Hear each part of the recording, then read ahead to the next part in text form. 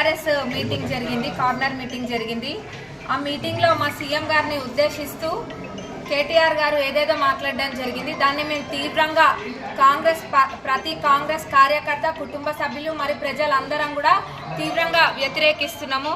ఎందుకంటే ఏదైనా మాట్లాడేటప్పుడు మర్యాదపూర్వకంగా మాట్లాడడం ఎవరికైనా కానీ బాగుంటుంది. మరి ఒక సీఎం గారి హోదాలో ఉన్న మనిషిని పట్టుకొని ఏదేదో మాట్లాడినరు. అట్లా మాట్లాడడం అనేది అస్సలు మంచి పద్ధతి కాదు. అంటే మీకు మా సీఎం గారు ఎప్పుడు ప్రజల మధ్యలో ఉంటూ, ఎప్పుడు పగలు రాత్రి తేడా లేకుండా, ఏ రోజు కూడా విశ్రాంతి లేకుండా ప్రజల మధ్యలో ఉంటూ ప్రజాపాలన చేస్తున్నందుకు ఓర్వలేక ఇవన్నీ మాట్లాడుతున్నట్టుగా మాకు అనిపిస్తుంది. మీలాగా ఫామ్ హౌస్ పాలన చేసి అవి ఆర్ఎస్ టీరెస్ట్లు అనుకుంటా వెళ్ళలేదు మా సీఎం గారు. ఎప్పుడు కూడా ప్రజల మధ్యలో ఉంటూ సమస్యలు తెలుసుకుంటూ ఎట్లా ఈ అప్పుల ఊవిలో ఉన్న ఈ రాష్ట్రాన్ని ఎట్లా మిగులు బడ్జెట్గా ఎట్లా మారవాలి మళ్ళా అని చెప్పే ఆలోచనతోటి మా సీఎం గారు ఏదైతే మాట ఇచ్చిండ్రో అన్న మాట కట్టుబడి మొత్తము ఏవైనా ఇప్పుడు గెలిచిన 2 రోజులకే ఉచిత బస్సు ప్రయాణం పెట్టడం జరిగింది. 200 యూనిట్ల కరెంట్ అయినా, ఆరోగ్యశ్రీ పరిమితిని 5 లక్షల నుంచి 10 లక్షలకు పెంచడం అయినా, అట్లనే మహిళలకి వడ్డీ లేని రుణాలు ఇవన్నీ కూడా ఇస్తున్నారు. సన్న బియ్యం ఆ రోజు చెప్పినామా? ఎమ్మెల్యే ఎలక్షన్ల ముందు మా సీఎం గారు చెప్పిండ్రా? పేద ప్రజలకి తినే తిండి దగ్గర ఉన్నోడికి లేనోడికి ఏం తేడా ఉంటుంది? 10-15 ఏళ్ల కింద తినేటోళ్ళు కానీ ఇప్పుడు ఎవరు కూడా దొడ్డు బియ్యం తింటలేరు అనిస్తే ఈరోజు అందరు కూడా తినేటప్పుడు తృప్తిగా కాయ కష్టం చేసేది బుక్కడు బువ్వ తినడానికి, ఆ బుక్కడు బువ్వ ఈరోజు తృప్తిగా తింటున్నామంటే ఈ చేయి పార్టీ చల్వ అన్నది ప్రజలు ఎవరు కూడా మర్చిపోలేదు. మరి మీకు పదవులు లేకపోతే మీ అందరికి అంత ఫ్రస్ట్రేషన్ వస్తుందేమో. గౌరవ ముఖ్యమంత్రి గారిని పట్టుకొని అన్ని మాటలు అనడం అనేది మటుకు నేను చెప్తున్నా అసలు సంస్కారమే కాదు. ఎన్నడూ కూడా మేము ఎప్పుడు అట్లా మాట్లాడలేదు. ఈ నియోజకవర్గానికి వచ్చి మాట్లాడడం అన్నది మాకు అందరు కూడా చాలా బాధాకరము. ఇంకోటి పోలీసులని కూడా ఎందుకనాలంటే మొన్న ఒక మాట ఈరోజు ఒక మాటనా? మొన్న మేడారంలోనేమో పోలీసు వ్యవస్థని మెచ్చుకున్నారు, ఎంత మంచిగా చేసిండ్రు, నెక్స్ట్ వచ్చేది వాళ్ళదే అనుకొని ఊహించుకొని మరి అప్పుడు కూడా మీరు ఇట్లనే చేయాలన్న ఉద్దేశంగా మాట్లాడిండ్రు. మేడారంలోనేమో పోలీసులు మంచోళ్ళు, ఇప్పుడు వచ్చేసి ఏంటంటే పోలీసులని ఎట్లా పడితే అట్లా మాట్లాడిండ్రు. వాళ్ళు కూడా ప్రజలకి సర్వీస్ చేసేటోళ్ళు, పోలీస్ వ్యవస్థ అనే వాళ్ళు కూడా ఎట్లా పడితే అట్లా మాట్లాడొద్దు.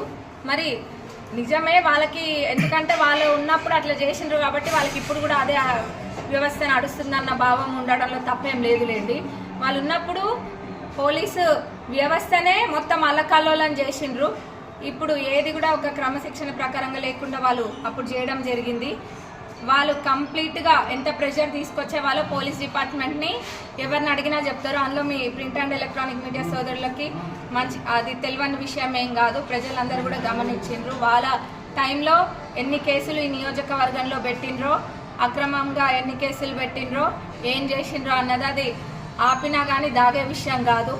అది ప్రజలే చెప్పడం జరిగింది స్వయంగా. నాకు కూడా పొద్దున్నే కూడా ఒక తండకి పోయినా, ఆ తండలో కూడా అది ఎర్రసోముల తండ అనుకుంటా, ఆ తండకు కూడా పోతే అక్కడ వాళ్ళ ఎవరైతే ఒక మనిషి చనిపోయిందో దానికి ధర్నా చేస్తే వాళ్ళందరినీ కూడా తండోలను కొట్టించి వాళ్ళ మీద కేసులు పెట్టించిండ్రు. మరి కేసులు పెట్టించే బుద్ధి ఎవరికి ఉందన్నది వాళ్ళకే తెలియాలి. అవన్నీ పక్కన పెడితే మటుకు మా ముఖ్యమంత్రి గారిని అంటే మటుకు ఎవరు ఊరుకునే పరిస్థితుల్లో లేరు ఇక్కడ ముఖ్యంగా. ఎందుకంటే మా ముఖ్యమంత్రి గారికి ఒక్కటే ధ్యేయం ఏంటంటే తెలంగాణ ప్రజలందరూ కూడా బాగుపడాలని. అప్పుడు వాళ్ళ లెక్క బంగారు తెలంగాణ అని చెప్పి బంగారం అంతా వాళ్ళ ఇంట్లోనే పెట్టుకున్నట్టు కాదు. నిజంగానే ఈ తెలంగాణ అన్ని రకాలుగా బాగుపడాలన్నది మా సీఎం గారి యొక్క ఉద్దేశం. అవును, గతంలో మీరే ఉన్నారు మరి మున్సిపాలిటీ మంత్రుల లెక్క, మరి ఏం చేసిండ్రో మీరు అన్నీ చేసి ఉంటే మరి ఇప్పుడు ఇంకా చేయాల్సింది ఎందుకు ఉంటుంది అన్నది కూడా ప్రజలు అడుగుతున్నారు. వాళ్ళు చెప్పినంత మాత్రాన కాదు. ఇంకా పోస్టర్లు ఒకటి రిలీజ్ చేసినారు మన దగ్గర. ఆ పోస్టర్లలో సగము నేను ఒక దగ్గర చూపించి చెప్పడం జరిగింది. మనం వచ్చినాక ఏదైతే మనం శంకుస్థాపన చేసి ఇనాగ్రేట్ చేసినా ఉన్నాయో వాటి గురించి కూడా మాట్లాడుతూ ఉన్నారు. ఇవన్నీ ట్యాంక్ బండ్ గురించి కూడా పొద్దున అదే తండలో మాట్లాడుతుంటే విన్నా. ట్యాంక్ బండ్ కంట 4 కోట్లు పెట్టినారంట. మరి 4 కోట్లు పెడితే 8 ఏళ్లలో ఒక మంత్రి హోదాలో ఉండి కూడా అది ఎందుకు కాలేదని అడుగుతున్నాము. ఆ ట్యాంక్ బండ్ పిల్లర్లు వదిలేసినది అందరికీ, తొర్రూరు ప్రజలందరికీ కళ్ళు లేవా, కనిపించట్లేవా? అదైతే నేను అబద్ధం చెప్పేది ఏం లేదు కదా. దానికి 5 కోట్లు టీయూఎఫ్ఐడిసి నుంచి పెట్టి ఏదైతే మీరు వేసిన చిక్కుముడు ఉందో, మీరు మీ కాంట్రాక్టర్ గారు చేసిన ఘనకార్యం ఉందో అదంతా సెట్ చేసుకొని ఇప్పుడు దాన్ని ఒక ఆకారంలోకి తీసుకొచ్చి మళ్ళీ 5 కోట్లు పెట్టడం జరిగింది దానికి. ఇట్లా ఇంకా చెప్పుకుంటూ పోతే ఎన్నో ఉన్నాయి. వీళ్ళకి మహిళలు బస్ ఎక్కిపోతుంటే కూడా ఓర్వలేరు బీఆర్ఎస్ వాళ్ళు.